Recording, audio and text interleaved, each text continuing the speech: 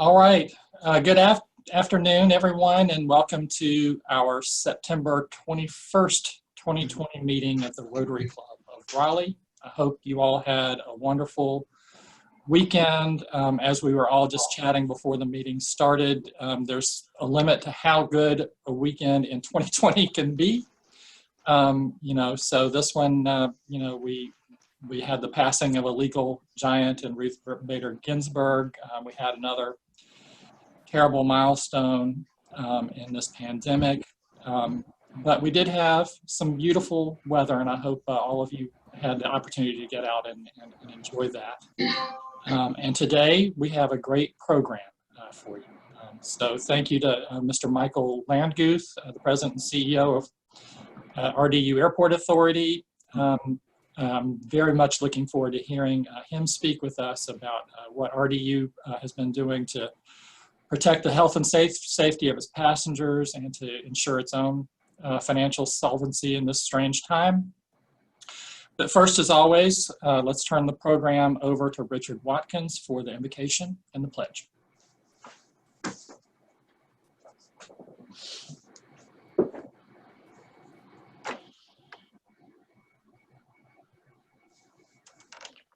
Sorry, I'm here. It just took me a while to, sorry. As Eric was saying, these are very, very strange times and unprecedented times, and times at which it's hard to get your hands around and really figure out exactly what's going on. And so I felt that the second stanza of Edgar Allan Poe's A Dream Within a Dream was appropriate for encapsulating just how I feel, and I'm sure others feel during these difficult and confusing times. We stand amid the roar of a surf-tormented shore, and we hold within our hands grains of the golden sand. How few, yet how they creep through our fingers into the deep, while we weep, while we weep. Oh God, can we not grasp them with a tighter clasp? Oh God, can we not save one from the pitiless waves? Is all that we see or sing but a dream within a dream? Let us find strength within each other as we all now rise in the Pledge of Allegiance.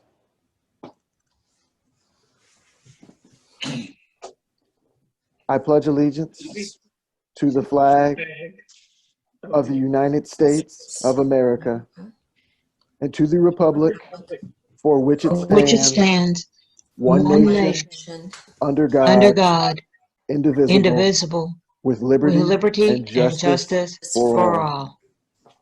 Oh, beautiful for spacious skies, for amber waves of grain, for purple mountain majesty above the fruited plain.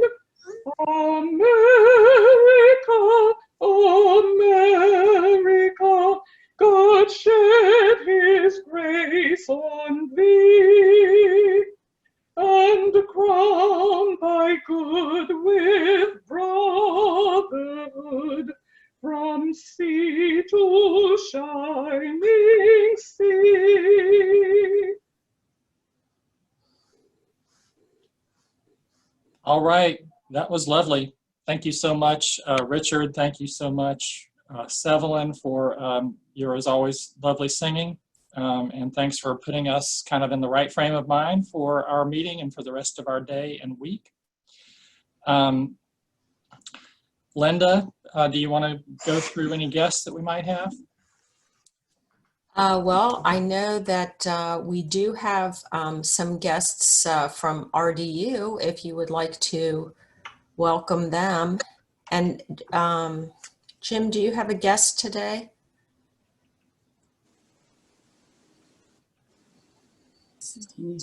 Is Scott Hensley on? I'm not sure if Scott was able to attend today, but Scott is an accountant with Stansel CPAs in Raleigh. And I spoke with him about the Rotary Club of Raleigh and Rotary's mission globally, and he was very interested and hopes to join us. Hope to join us today or next Monday to hear one of our outstanding programs. But I don't know if Scott was able to sign on today or not. I know he's busy preparing income tax returns for a lot of people. Unless he's on with his phone number, I am not seeing him right now. So yeah, unless he's got a phone number where he's not identifying himself. And then we have our guests from RDU. If you would like to introduce them, Eric or Richard. Yes. Oh, sorry.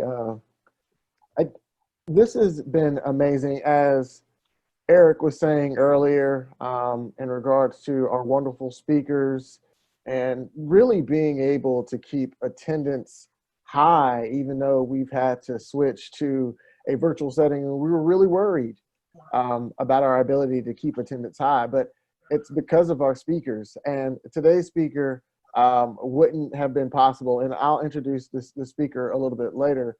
But the two people who really made this possible, and I just thank from the bottom of my heart, Mary Griffith and Crystal Feldman from RDU International Airport. Thank you both for being here, and thank you for making today's program possible. Thank you. Great. Thank you so much, and I let me second the thanks to Mary and Crystal for helping to put this together and for everything that you guys do. Now, let me remind everybody to put go ahead and make a donation to the cart bucket in any way that is appropriate. You can send a message to Linda through the chat, or you can send an email to her. I was wondering if Jim wanted to go ahead and share a happy dollar. Yes, thank you, Mr. President. So I do have some happy dollars today. Many of you will remember our daughter Rush, who sang at the Governor's Mansion and also sang at Eric's inauguration and my outgoing. And Rush is an opera singer and classical singer. She has just recently signed a contract with the Opera Company of Savannah, Georgia. So she's looking forward to being back on stage and presenting opera there and elsewhere. And she's doing very well in her coaching and is becoming self-sufficient, self-supporting. So I'm just, for that, I'm able to donate some happy dollars and excited about that. And gave a concert at the Cypress on a Friday, and you can see some of her concerts and performances on YouTube or her website. So thank you, Eric and Linda. I will be in touch with you about a donation. That is wonderful. Congratulations to Rush, and glad to hear things are continuing to go well. Any other happy dollars? All right. I wanted to go ahead and take a quick moment at this point to pass along a word I have received from the Shepherd's Table Soup Kitchen, which is located on Morgan Street, just around the corner from Wells Fargo, where we meet during normal times. They are really stretched right now. Typically during non-pandemic times, there are a lot of people that are downtown that volunteer and that give donations to help with the homeless population that comes and gets fed at the soup kitchen there. And right now, a lot of that volunteer help and those donations have dried up because downtown is so empty. But the need has only increased. And so, I was asked to pass along, and I'm happy to do so, a request that any of you who are so inclined, you can go to their website. It's www.shepherds-table.org. And you can make a donation to them, and that would be gratefully helped. Or, if you have the time and are willing to do that, they could use volunteer help as well. And I believe they have a list of items that can be donated. So just passing that along. I think it's always helpful to be a good neighbor to the organizations that are downtown where we are when we were able to be down there to help them in this time of need. All right, next week is going to be a special program as well. We have our mayor, Mary Ann Baldwin, as our speaker. And then the following week, October 5th, we are going to have a return engagement from Dr. Ralph Barrick. So Dr. Barrick's talk when he spoke with us earlier this summer was one of the most well-received, well-attended talks, I think, that in my recollection. And there were so many questions, we sort of let the program run on a lot later than usual. And we thought, because he enjoyed that so much, that it would be worthwhile to bring him back because, the status of this disease is always changing, and this will be an opportunity for us to have an update on where things are with our response to this pandemic. So, be on the lookout for a repeat engagement from Dr. Barrick, and then Derek Wittenberg of NC State basketball fame, national championship fame, will be our speaker on October 12th. So lots to look forward to. But for now, I'd like to turn the program over to Eric Larson for a special presentation.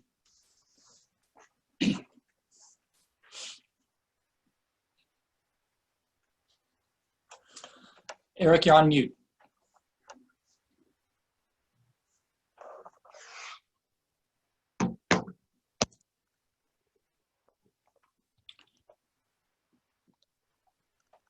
So I wanted to talk about a special presentation.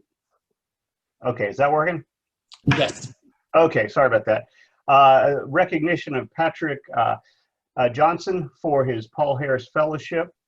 Paul Harris Fellows are people who have made a significant contribution to Rotary International. And today we want to recognize Patrick for his contribution, but we always talk about things that are done by Rotarians around the world as enabled by the giving of people like Patrick. So I'm going to take us to New Brunswick in Canada. And there was a situation there that a lot of the children in that community did not have warm pajamas to wear in the wintertime. We have the museum. Sorry, got some feedback there. In the wintertime, and so Rotarians in that area decided, what can we do to help raise money and raise clothes for these young children? And so they partnered with a lot of the business community, in particular car dealerships, and started bringing pajamas to the car dealerships and putting them on top of the cars in the display room. And after a while, people were asking about that and said, what's going on? It says, oh, Rotary is gathering together pajamas for children in our community. And so people started bringing in pajamas. They rolled down the windows of the display cars and people started putting pajamas in the cars. And eventually the cars were filled with pajamas. The Rotarians were able to deliver those around the community. Additional ones were able to be purchased and provided to children, all new pajamas for all these children in New Brunswick in Canada.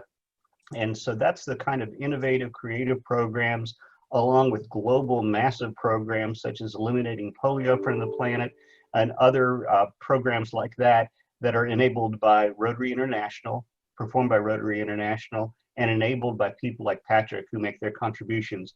So we're pleased to recognize today Patrick Johnson as a Paul Harris Fellow, and we usually all rise for that, but let's give them all a virtual clap for that. And Linda will arrange for you to receive your recognition materials shortly. Thank you. He actually already has them. Even better. Congrats. Congratulations, Patrick. Thank you. Speech. No, I'm just kidding. All right. Thank you so much, Patrick. Thank you, Eric. Always look forward to those Paul Harris Fellow presentations because it's an opportunity for us to hear from Eric about some of the wonderful things that the Rotary Foundation is doing throughout the world. They really do have their hands in an awful lot of things, and it's all really helping to make the world a better and more humane place. So thanks for that. Thanks for your generosity, Patrick. Next, we're going to hear from a report from Alex Kinsinger about our wine tasting fundraiser. She has the final numbers. Thanks, Eric. Hi, everybody. Happy Monday. So I just wanted to give a quick update on our net proceeds from the wine tasting that we held about a month ago. We were able to net just over $3,400, which is absolutely fantastic. So thank you again to all of the participants. I know we all had a blast and definitely something that we will be doing again in the future. Thank you to everybody who donated, and again, just a huge thank you to City Club for running the wine tasting. Very thrilled that we were able to net that much money for this being our first virtual fundraiser. So just really excited about that. And so we are planning another virtual fundraiser, hopefully towards the end of October. So more details to come on that. But again, just thank you to everybody who participated and all of our donors. We really appreciate it. All right. Thank you so much, Alex. And let's give a quick virtual round of applause again to Alex and Gina, who are the ones that did all the hard work to make that fun evening happen. And it was fun, and it also really helped shore up the finances for our club. So thank you so much for that. Next, I'm not sure if Christy is on the call, but if so, do you have a membership report for us? Just a quick update today. We have our virtual social this Thursday, the 24th at 5:30, and should be getting an email with that Zoom link today, and probably a reminder on Thursday as well. So hope everyone can attend. That's it. I am planning to be there. I hope some of you all can join us. Thank you so much, Christy. And Mark Hackett, if you're on the line, do you want to share a little bit with us about what is happening with Southeast Raleigh Club? Sure, hey Eric and team.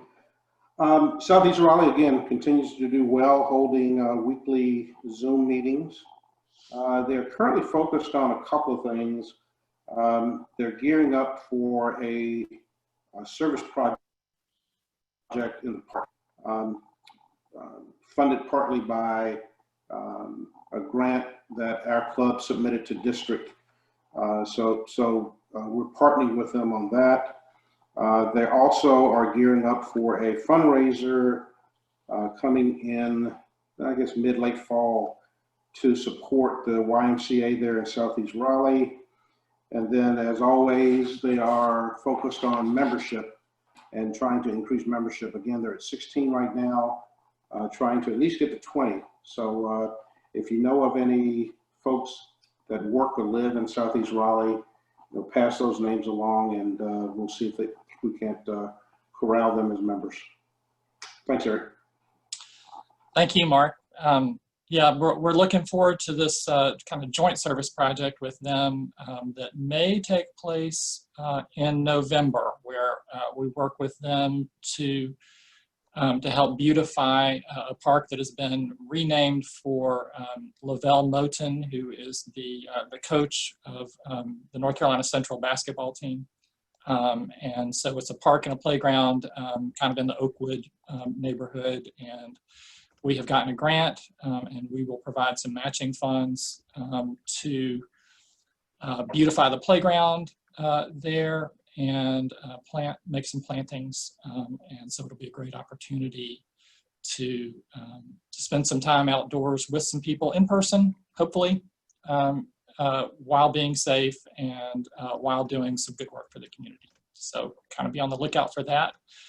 And for more information about service, Gina, if you are on the call, do you have anything to share with us? Hi, everybody. Sorry, I'm not on video today. I'm just not in a location to do that. Been a little bit MIA this month. Just so you know, I did test positive for having the COVID antibodies, which I do not know how I got. But, you know, I was a little worn out last month. I thought it was from just working, which is something that I do, but I was safe. It is also before I didn't go on any vacations or anything like that during the month of August. I just really thought I was worn out. But as a result, I did donate blood right before the Labor Day weekend, and I got my antibody test back, which was positive.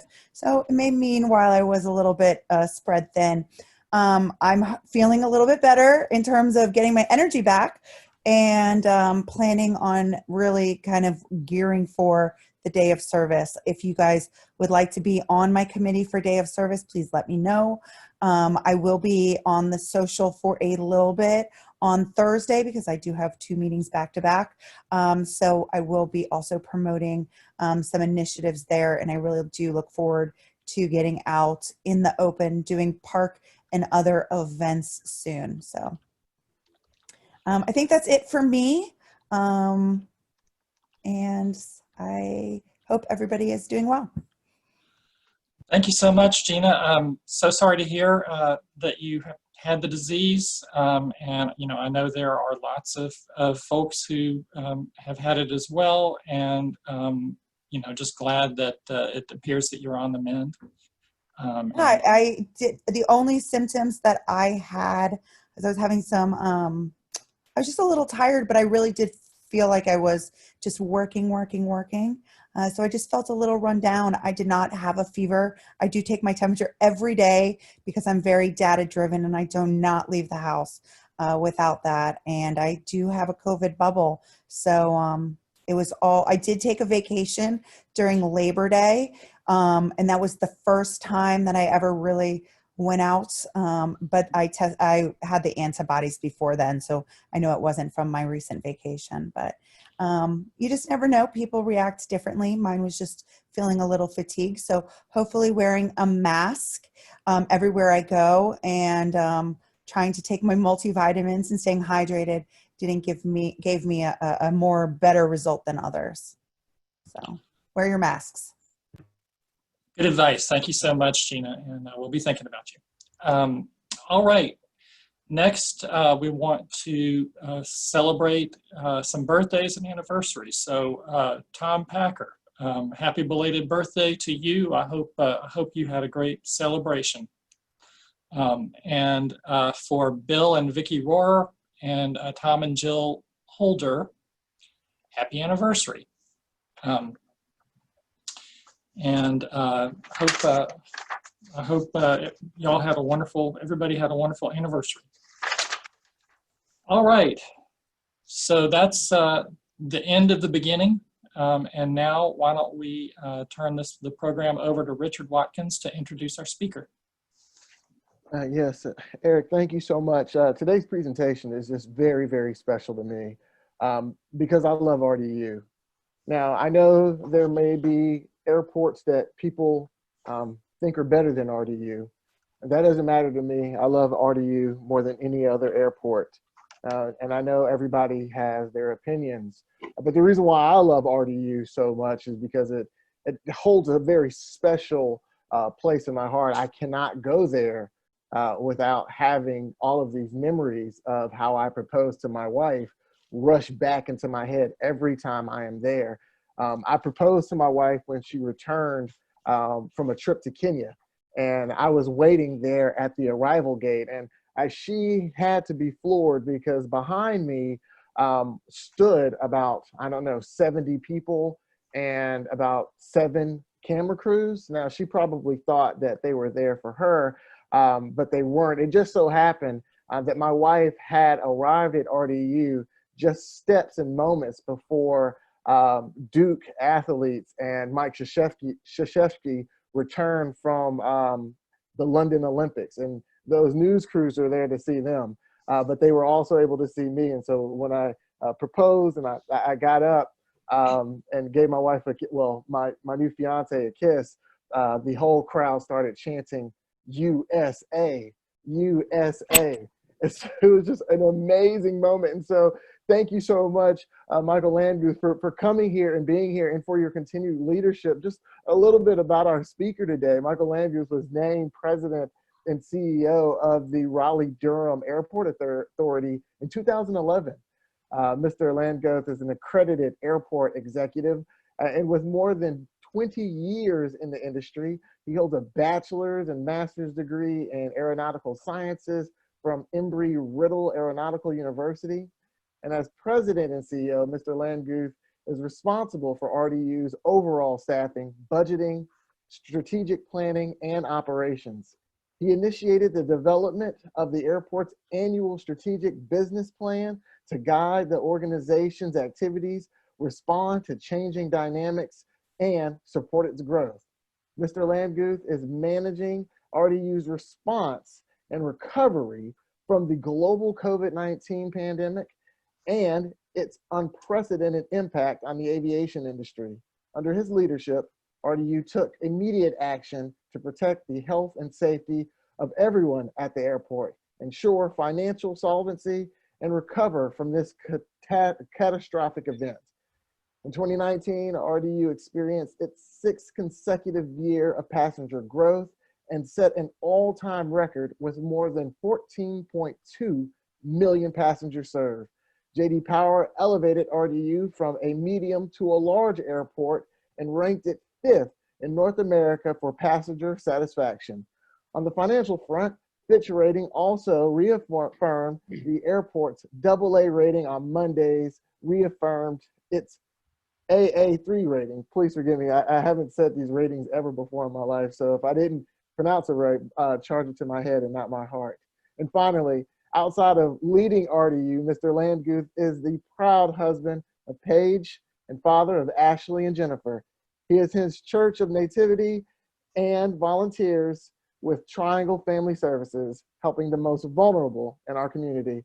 Ladies and gentlemen, give your attention and warm welcome to Mr. Michael Landguth. Thank you so much. Michael, the floor is yours. Thank you, Richard. And first of all, I'm glad we could participate in such a special moment for you. That was an incredible story, and we're glad we could be there with you during that important time. And hopefully with everybody that's out in the audience, hopefully we've got some special moments for you as well, not only in the past, but also in the future. And so today, what I thought I would wind up doing is telling you a little bit about what's going on regarding the state of the aviation industry, and specifically the commercial airlines. You've probably seen a lot of stories and heard a lot of stories about the impact the coronavirus is actually having on that industry. Tell you a little bit about the state of RDU and what it looked like prior to COVID and what it's looking like today, that post-COVID, and the number of customers that are actually traveling through the facility. Then get into a little bit of the forecast, not the weather forecast, but the forecast of what we think recovery kind of will look like at RDU, and got a little bit of a historical perspective. We'll share with you what happened after 9/11, what happened after the Great Recession. Those are pretty good indicators of what this recovery looks like for RDU as well. Then we'll get into what airlines are actually doing to improve the overall health and safety as you as a traveling consumer, and also the actions that the airport is taking to ensure that you can be safe when you fly through RDU to your destination. And finally, we'll open it up for some questions and comments, and hopefully I'll be able to answer those questions as well. And again, I think we already recognize 2 of the staff members, both Crystal and Mary, that are here attending today. I want to a big shout out to them. They do a lot of work behind the scenes of putting together our communication strategy, and a lot of the things that they're doing to make sure you're informed. They're doing the hard work behind the scenes. So they really do a great job for organization, and a big shout out, thank you to both of them as we kind of begin this presentation. So a little bit about the state of aviation. So I'll give you some fun facts here. may not be familiar with this group, International Air Transport Association, but it's talking about globally airlines lose about $84.3 billion in year 2020. I think in the month of April, there was about 16,000, or over 60% of the commercial airlines were actually grounded. They were grounded because there was absolutely no demand whatsoever in the month of that April timeframe. Significant losses for this industry, not only domestically, but also on a worldwide basis. Delta's revenues have fallen by over 60%, and right now they're burning, I think it's just a little bit under $27 million a day. As you can tell, that's going to be something that is unsustainable. You can't burn that amount of money. And so what you'll probably start to see is the airlines are going to rapidly start downsizing their operations because the demand is not present. United Airlines, their revenues are down about 87% compared to the year before. And again, as I keep rolling out these airlines, airline after airline, staggering numbers in terms of what they're burning for cash and what they're seeing in terms of overall downturn from a customer standpoint. American will operate about 55% of their capacity in October. And as we again continue to talk to the carriers about what the bookings look like, even though 55% of the capacity is in, it doesn't mean that they're actually running full. They're running significantly less than full, probably about 50% of that number. And of course, the airlines did receive some CARES Act funding, and one important aspect of the CARES Act funding was that they were not allowed to lay off any employees until the end of the required period of September 30th, 2020. And so you're probably starting to see a lot of press nationally where the airlines are talking about some pretty significant layoffs that they think will probably come forward if they don't get an extension to that program. Right now, it looks like we have a stalemate in Washington, D.C., and I don't see that being a very high probability. And so could see some significant reduction in workforce. The other thing I think we're going to start to see is reduction in fleet. This is a nice little picture of some airplanes. About 2,300 here, I think domestically, are currently sitting on the ground that are not being used to be flown. Cohen Research is predicting that about 900 of those aircraft will not return, or about 20% of the U.S. fleet won't return. And those aircraft are going to be much larger airplanes. So the type of airplanes that we fly to London, a Boeing 777 or a 767, which is an aircraft that is being flown by Delta Airlines to Paris.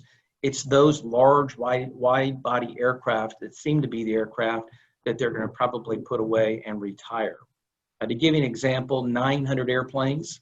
Delta Airlines is about a 930 aircraft company. So that would be the equivalent of losing Delta Airlines out of the US system. So pretty significant. Delta's not coming out of the system, but just to give you a benchmark of how many 900 airplanes, what does that represent? And of course, to give you an idea again, you may not be familiar with some of this terminology. So American, A333, a 757, 767, Delta's 777. Those are all predominantly wide body type airplanes. Most of those are being used for transatlantic service going over to Europe and also over to Asia. As that demand continues to kind of shrink, we'll see the shrinkage of this fleet here in the United States. And of course, we talked a little bit about the labor. Again, the CARES Act required the airlines to maintain their current staffing when they got the actual funding several months ago till October 1, 2020. You've seen some aggressive voluntary reduction in force packages. Delta, I think, got 17,000 people that took a voluntary reduction in workforce. But of course, we're going to start to see these involuntary layoffs and furloughs that I think will start in the month of October, unless there's some relief. Delta looks like they're probably going to furlough about 2,000 pilots. American's looking at reducing their staffing by about 19,000 employees. United's looking at 16,000 plus. And of course, the Cohen report is projecting somewhere in the neighborhood of about 100,000 employees could be laid off starting kind of October 1, 2020. And again, this is simply a reflection of what the overall demand is, not only here at RDU, but across the United States. It has really come down pretty hard. And without that revenue, burning millions of dollars a day is just not a sustainable business model. And so you're going to start losing aircraft and losing the labor, which will be challenging to return back to. A little bit about what's happening at RDU. Again, if prior to the COVID, at the end of 2019, we had 57 different nonstop destinations and five international markets, which was a really pretty good representation for our size airport. September 20, we now have 26 different nonstop destinations and 0 international destinations. And you've probably seen some announcements I'll talk about the new service in just a moment, but the return of the London service is scheduled. I think it's the 25th of October is scheduled to actually fly. We'll tell you that they've, I think this is about the third announcement of the return of that flight. If you notice, the 2 other times they did not fly it. Right now, the bookings are not very promising. I would be very skeptical if that flight actually were to take off. The demand just does not appear to be there right now for the international service. Delta's got an announcement, I think, in the March timeframe. I think that has a higher probability of being successful. But again, until we can get the business travelers and the biggest business consumers back in the airplanes, those long transatlantic flights just can't be profitable for those carriers. These are some of the additional routes, and this was a little bit of a welcome surprise from JetBlue. JetBlue had a little bit of additional flying time, and they wanted to do some experiments, and they really liked the RDU market. And so you can see predominantly Fort Myers, Cancun, Montego Bay, San Juan, those are leisure type markets.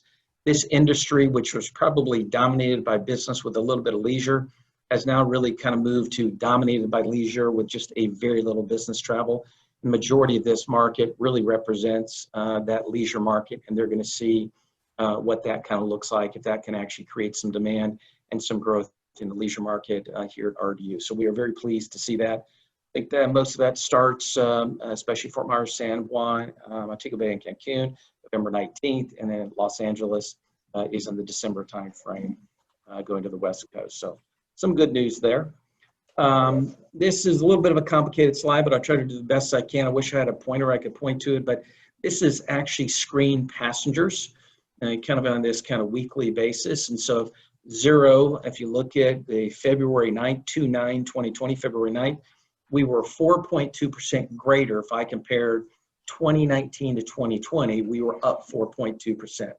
And you can see around that March 8th timeframe, we took a significant dive. And sometime in the middle of April, around the 15th or 16th, we saw a 96.4% reduction in customers. Essentially, we had 4% of our customer base coming through the front door. That is a staggering number. And you can see how flat this recovery is actually coming back. Saw a little bit of spike on the 4th of July weekend, reached about 26% of our overall customer base then. And again, Labor Day weekend, almost 34% of our customer base. And you start to see that kind of tail back off. Typically, that fall season translates into more dominated by business than it does leisure. Most of the kids are back in school, either college or high school and elementary school. And so most people are not traveling for leisure, and we see the business clientele. Delta's told us that of their corporate contracts, about 93% of those corporate contracts are not being utilized at this point, which means only about 7% of their corporate traffic to any degree is kind of returned. And that's why it's been kind of so flat as we start to kind of move forward. So pretty difficult situation as we start looking at it from a passenger standpoint. So this is going to be an animation. I'm going to go ahead and start the animation. What this represents, if you look at the very top, look at the concentration and all the different locations the airplanes are flying to. That represents what it looked like here at RDU on a monthly basis of where all these airplanes were flying to. Look at all the concentration density.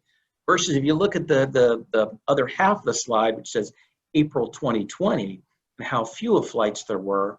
In April 2020 versus 2019, there was 4,954 fewer flights. Let me say that again. In that 1 month alone out of RDU, there was 4,954 fewer flights that flew out of RDU.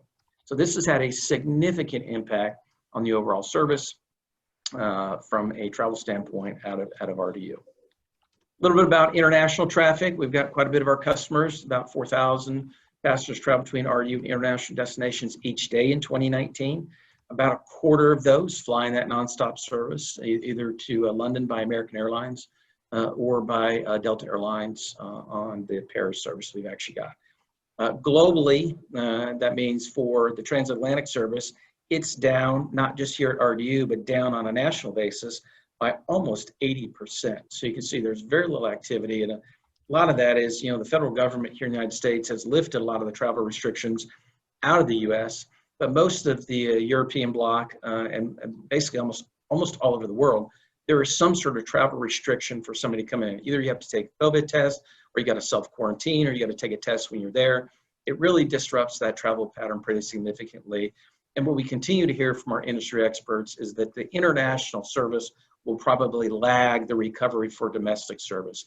So you'll probably see the domestic service ramp up faster than what you see from an international standpoint. I'm just trying to give you a little bit of perspective of what we're seeing on an international standpoint. So let's share what we think the future looks like and kind of what recovery looks like. And of course, I like to share with everybody kind of a history.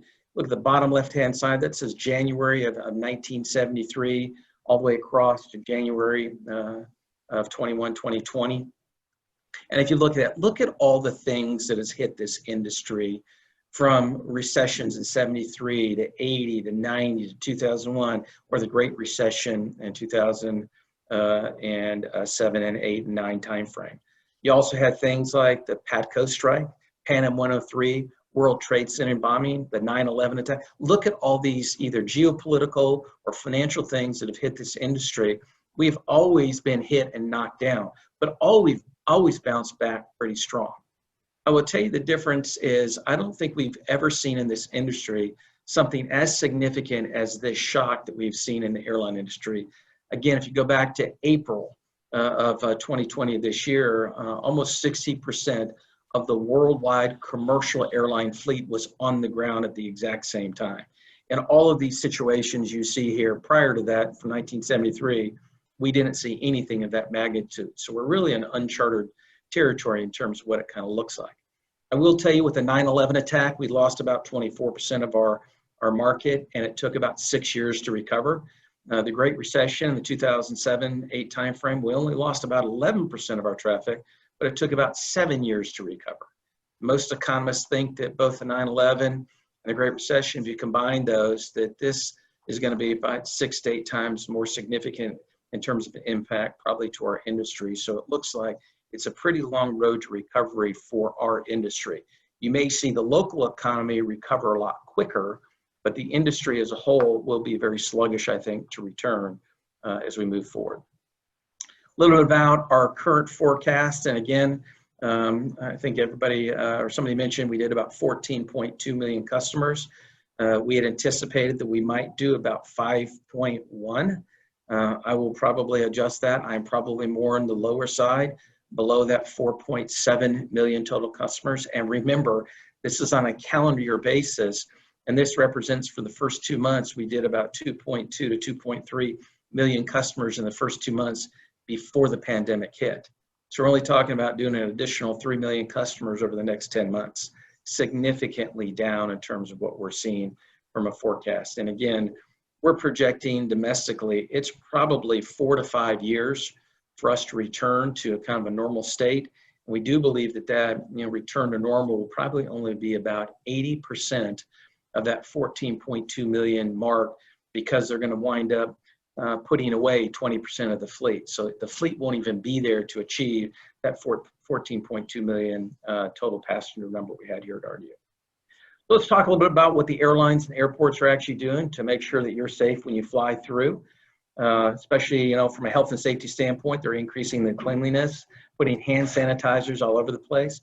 Got a lot of digital signage, and the digital signage is trying to remind people about physical spacing, physical distancing, and how important that is.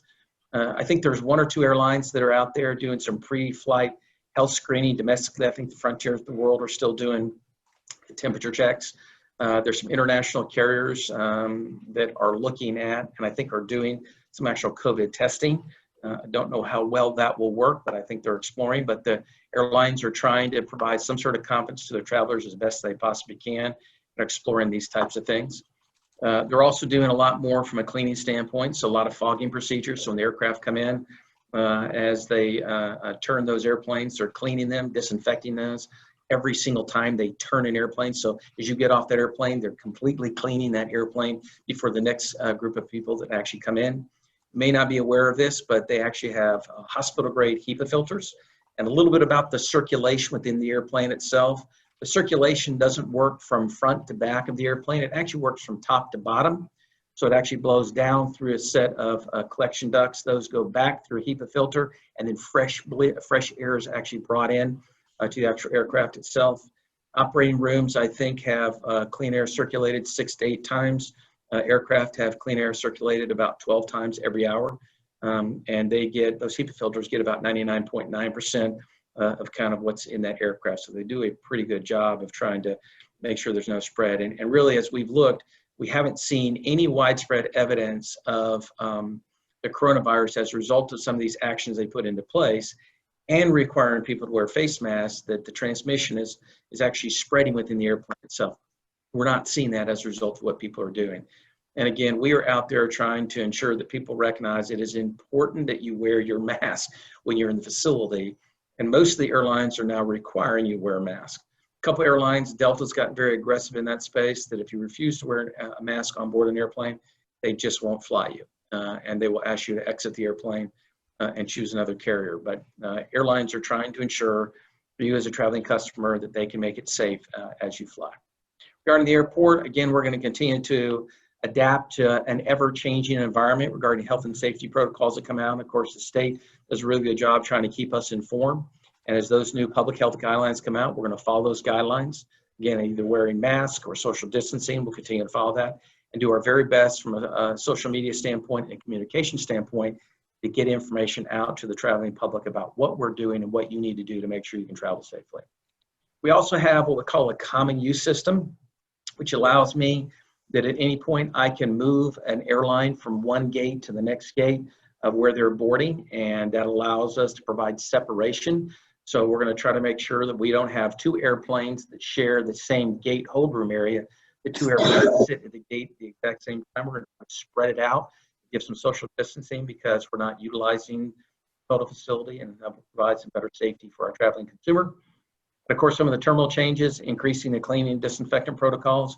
We're probably cleaning that facility 3 times in a given 24-hour period. We do a real deep clean after hours, but through the day, 2 cleanings that we do on cleaning everything that you're going to touch, whether it's the countertop, escalators, elevators, anything you're going to wind up touching, we're going to clean it, we're going to disinfect it. Also, again, a lot of physical signage. You can see some physical signage we put on the stanchions that, again, reminds people to wear your mask and reminds people about social distancing. Those things have found to be very effective in terms of preventing the spread of the COVID virus. Actually, the CDC directors actually come out and said probably even more effective than a vaccine is going to be wearing face coverings. He's actually come out, actually publicly said that. So again, we're going to kind of try to continue to promote that. We also can barely see in this back picture here, we've got some sneeze guards. We've got them at check-in. We've got them at the security checkpoint. We've got them at the boarding gates. Anywhere you're going to come in contact with one of the employees here at RDU, trying to make sure you feel safe when you come to the facility by making some physical modifications. And of course, new queuing lines to make sure we've got one-way traffic getting through the facility itself.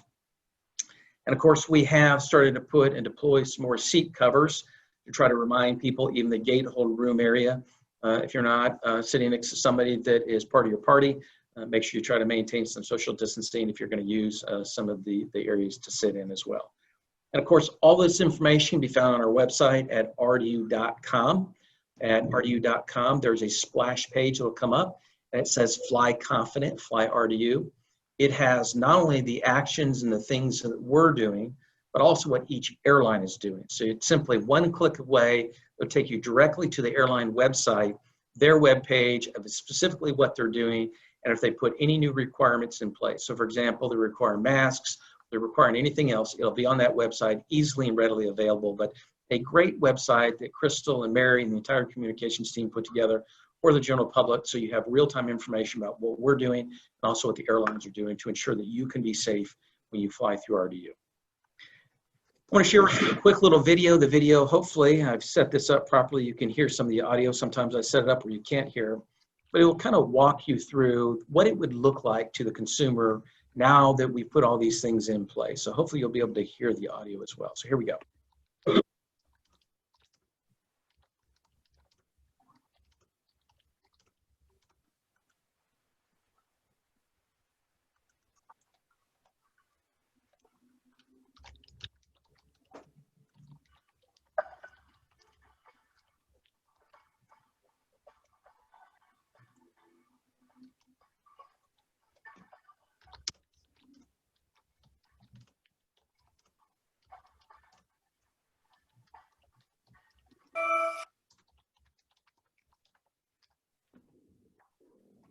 So hopefully that did a better job than I did kind of describing. You could actually see for your very own eyes a lot of the things we've kind of put into place for the traveling consumer to ensure that you can actually be safe when you fly through RDU. Something else we did is we actually reached out to some of our travelers. We sent a survey out to 9,600 of the folks that registered as part of our parking program. Got about 400 responses back, and here was kind of two main key takeaways we had. One of the things we found out that people that have actually flown are actually more confident after they've actually taken the trip. They feel a lot better about the experience because of the safety measures they see, and they see what the airlines are doing, what the airport is doing, and they feel a lot more confident when they're flying through the airport. That was the first thing. Second thing is wearing a face mask is the biggest factor that makes people feel confident. And again, the governor's actually put out an executive order that requires people to actually wear a mask within our facility itself. It did not grant us the authority to enforce that. And so we're trying to do everything we possibly can to educate people of why face coverings actually work. The airlines have actually mandated, most of them have mandated that you're required to wear a face mask or you can't fly. It just makes good sense. You're protecting somebody else as a result of wearing that face mask. So we're going to encourage everybody, if you decide to travel through RDU, please wear your face mask.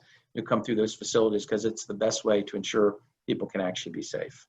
And of course, we require all of our workers, not only the folks that work for the authority itself, but also for the folks that work for any of our concessionaires or work for the airlines, they're required to wear a face mask as well. And of course, we're doing everything we can to get that information out to the traveling consumer. So quite a bit of good information. And again, if you want to know anything that we're doing to ensure your overall safety, go to rdu.com and look for Fly Confident, Fly RDU splash page, and it'll provide you all this information, some of the results we have from the survey that I think would be probably beneficial for folks. So with that, I'll go ahead and stop and try to answer some questions. I'm sure folks have got some questions, and I'll try to do the best I can to answer those. So.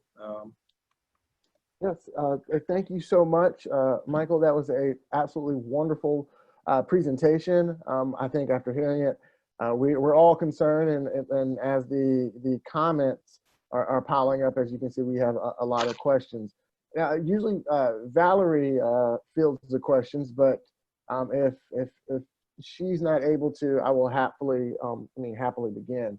So the first question is from Eric Larson, and I believe that's the first question here. First, a comment: hope you have as successful a run as John Brantley did in his role. And the question: the London and Paris flights are tremendous assets to RDU flyers. You spoke about London. What about Paris? Also, the 777 was a great aircraft to take on the London flight. What is going to replace the 777 once they are retired, or if they are retired? Well, that's a lot of questions. I'll try to take them one at a time. So, first of all, the Paris service. The Paris service is scheduled, I think, in the March timeframe to return back to service. I am a little skeptical about that actually coming back. Again, the London service right now is available for booking. We're just not seeing the customers actually return. And again, airlines are not going to fly something if they can't put customers actually in that. I think testing is going to be helpful, but I also think foreign countries are going to need to get comfortable with U.S. citizens traveling abroad as well, have protocols in place that make that kind of easy to travel. So I think that's going to be challenging. Regarding the replacement, I haven't heard what the replacement is going to be. It could be an Airbus type product, maybe a 333, A33, could be something like that. But as of right now, they haven't told us what that's going to wind up being at this point in time. Thank you so much. Mike Cottage had, in addition to the obvious consequences for the airlines, what are the follow-on consequences to airplane manufacturers, aviation fuel providers, et cetera? Yeah, I think you're looking at the entire system. Everybody is trying to figure out how they simply survive at this point in time. I know from an airport standpoint, our concessionaires are struggling significantly. A lot of our rental car companies, 2 of our rental car companies have already gone into bankruptcy. I think you could see a lot of these providers, whether they're fuel providers, airplane manufacturers, a lot of them are probably on the brink, especially if they're smaller companies, of going into bankruptcy. Airplane manufacturing, haven't heard a lot in that space, but it's definitely going to curb demand for some period of time. But I think they'll probably be able to weather the storm. But it's pretty catastrophic right now. Put things in perspective. If I run my fiscal year, April 1 through the end of August, I only have about 16% of my customers coming through the front door. So if I only have 16% of my customers, the airlines only have that, everybody down that line. If you can imagine running your business or your operation where you live, anybody sitting here watching this with only 16% of your customers, could you survive for an extended period of time?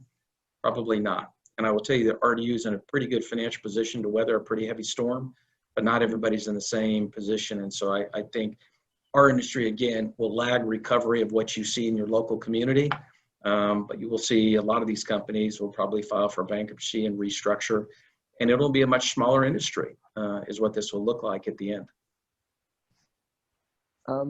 Eric Stephen wants to go back to talking about larger aircrafts, and he asks, are the permanent retirements of larger aircraft based on projections of permanent changes in business travel after the pandemic is over? And if so, can you explain those projections?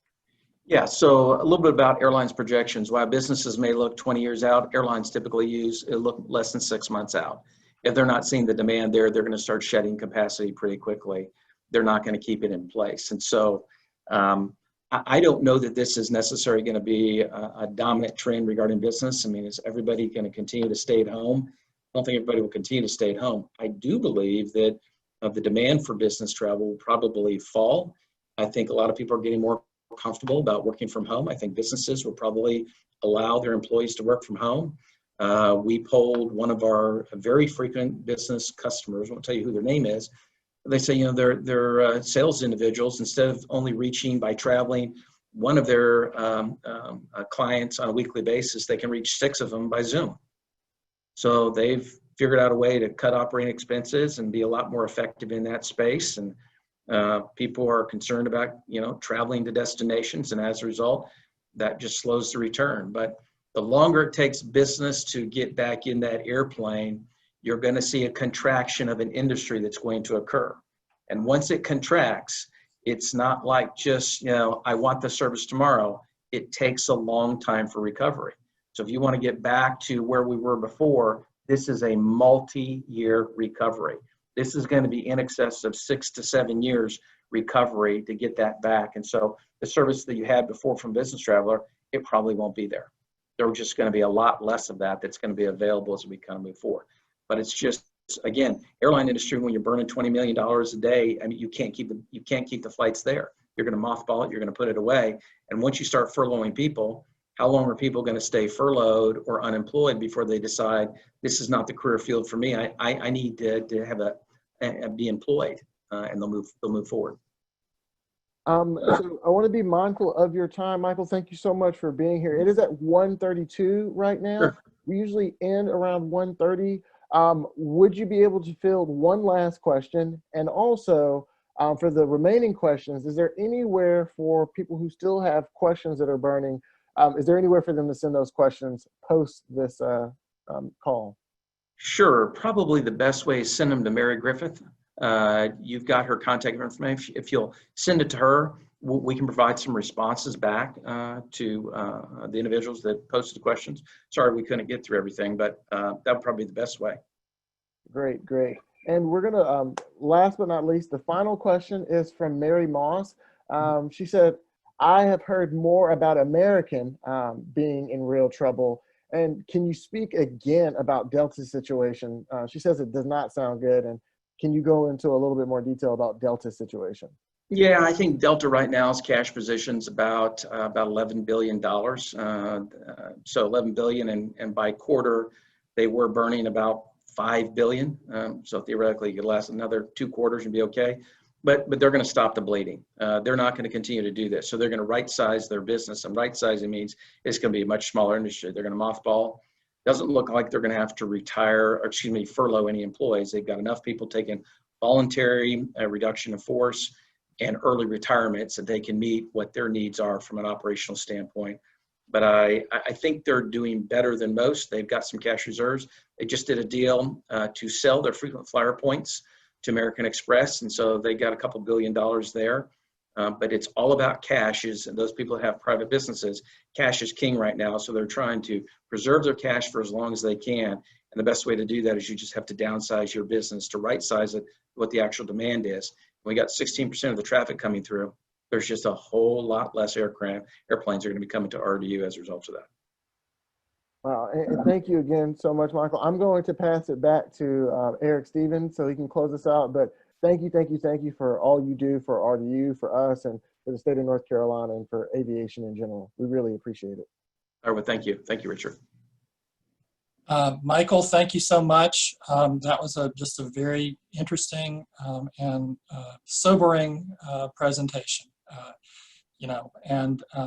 I think it doesn't take a rocket scientist for somebody sitting at home to realize that this is going to be a tough time for the airline industry and for airports because so many people are not traveling due to the pandemic. But to hear you put some numbers to that, and particularly that slide where you compared, a drop that comparatively was not very much during 9/11 to what has recently happened with, at some point up to 95% of a reduction in flights. I mean, that's just astonishing. So glad to hear that you guys are working your way through it as well as you can. And, I kind of second everything that you say about the safety of flying. I personally haven't been on a plane since the pandemic hit, but I have driven my children to the airport a couple of times, and they have, always described to a worried parent how comfortable they felt and how they felt as though the airlines were being very, very careful, and that there was plenty of distance between them and the people next to them. So for those of you who are thinking about or worried about getting on a plane, the airlines really are doing an awful lot, and the airport is doing an awful lot to make it as safe as it can be. So thanks to you all for doing that. And thank you for sharing all of that information about this important industry. All right, and with that, we will close as we always do with the four-way test. First, is it the truth?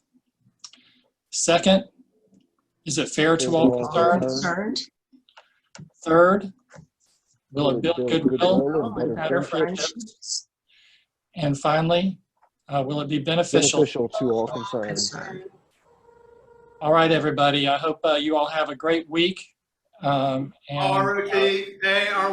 That spells Rotary. Very good. Thank you. And we will get information to you all about how to ask your additional questions. Meanwhile, have a great week, and we look forward to seeing you where we hear from the mayor next Monday, 12:30. Thanks a lot, and take care. Thank you. Bye. Bye. Everyone. Bye. See you at the social.